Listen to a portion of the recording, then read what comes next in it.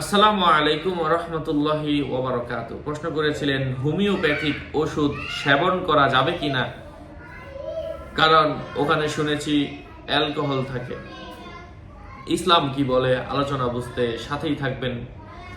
যারা এখনো আমাদের সাথে যুক্ত হননি, যুক্ত হতে ভুলবেন না।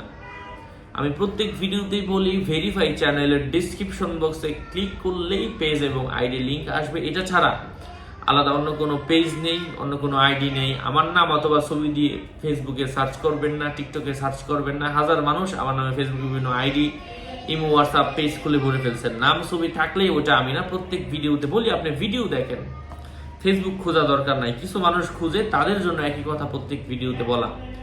যাই হোক, সম্মানিত প্রিয় উপস্থিত বৃন্দ, তো আজকে আমরা যে আলোচনাটা করছিলাম এটা অত্যন্ত জরুরি এবং গুরুত্বপূর্ণ একটা বিষয়। হ্যাঁ, এই বিষয়ে আমরা অধিকাংশ মানুষ জানি না, অসতর্ক, অসচেতন। এই জন্য অবশ্যই এই বিষয়টা সম্পর্কে আমাদেরকে পুঙ্খানুপুঙ্খানুরূপে জেনে নিতে হবে ইনশাআল্লাহ।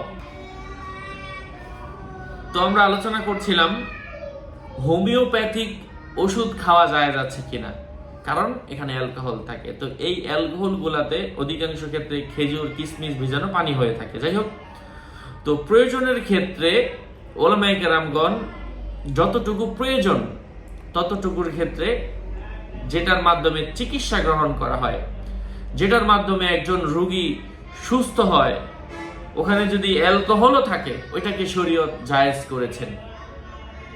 এই বিষয়টা হয়তো আমরা জানি না।